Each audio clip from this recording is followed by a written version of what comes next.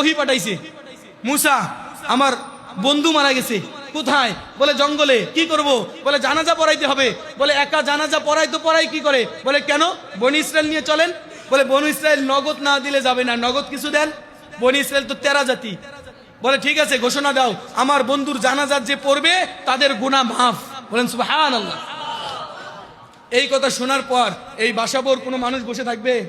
হ্যাঁ, এত বছর গুনাহ করছে, একটা জানাজায় যে গুনাহ মাফ হয়ে যায়, কেউ বসে থাকবে?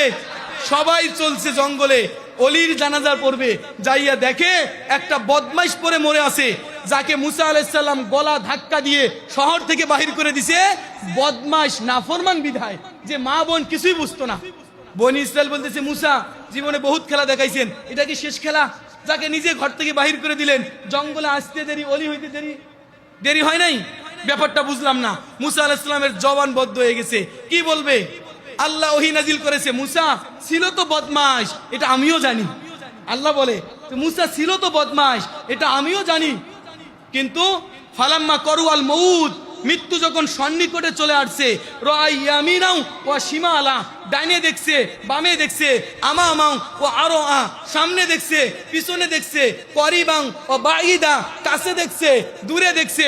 ফালাম ইয়াজিদ আহাদ, কাউকে খুঁজে পায় নাই। ফালাম্মা আরো আল উফুক, উপর দিকে তাকায় একটা চিৎকার দিছে, ইয়া মাল্লা তাযুরুহু জুনুব ও মালিক, গুনাহে যার ক্ষতি সাধিত হয় না, ওয়ালা তানকুসুহুল মাগফিরাত, মাফ করলে যার ভান্ডারে কমে না, আমুতু ফরিদাং ওয়াহিদা, দেখ আমি জঙ্গলে ধুকে ধুকে একা একা পড়ে মরতেছি।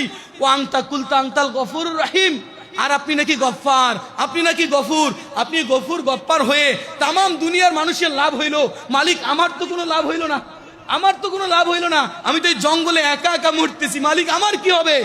আল্লাহ ঘোষণা জানাই দিছে, ইয়া মুসা ইসাল বনি ইসরাইল মা যা উজিব, বনি ইসরাইলকে বলো না আমার এই বান্দার ডাকের আমি কি জবাব দেব? আমি তো গফফার, ও মুসা আমি তো গফুর, আমার গফফার নামের ওসিলায় এই বান্দার গুনাহগুলোকে মাফ করেছি, রহমান নামের ওসিলায় বন্ধু বানাই দিছি। বনি ইসরাইল চিৎকার দিছে, সাদাক্তা ইয়া রব্বি, রব আপনি সত্য ফয়সালা করেছেন। বলেন সুবহানাল্লাহ। হ্যাঁ, এর হাদিসে কুদসি মুসা আলাইহিস সালামের জামানার ঘটনা, কিন্তু আমাদের জন্য কি? আমরা তো মুসা আলাইহিস সালামের উম্মত না, মুহাম্মদুর রাসূলুল্লাহ। তা আমার গুনার জন্য, আমাকে তওবা করার জন্য মাফ পেতে হলে ওই জঙ্গলে যাইতে হবে? তো আল্লাহ নবী বলছেন, আরে উম্মত তোর অত দূরে যাইতে হবে না, শুধু একবার যদি চিৎকার দিতে পারিস। কি বলে?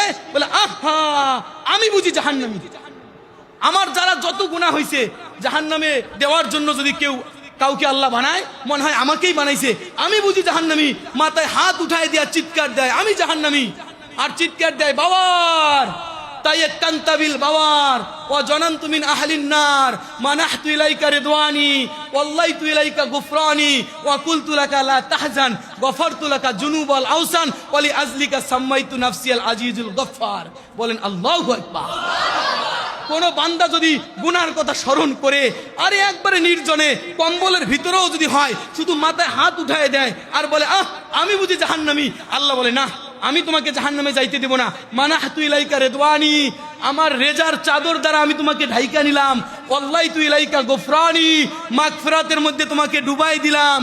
আল্লাহ দূর থেকে দৌড়ায় আসে, বান্দার পিঠে হাত বোলায়, বান্দা লা তাহজান, টেনশন করিস না, গফারতু লাকা জুনুবাল আওসান, কি করছস, কতটুকু করছস, মাফ করে দিলাম। ওয়ালি সাম্মাইতু আজিজুল গফফার, যে তোমাকে মাফ করার জন্য আমি আজিজুল গফফার।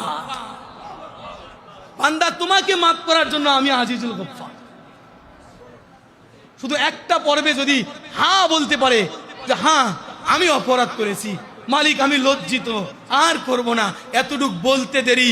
আল্লাহ বলে দিনে বললে আমি দিনে তোমাকে বুকে জড়াই নেব, রাত্রে বললে রাত্রে বুকে জড়াই নেব। বলেন সুবহানাল্লাহ।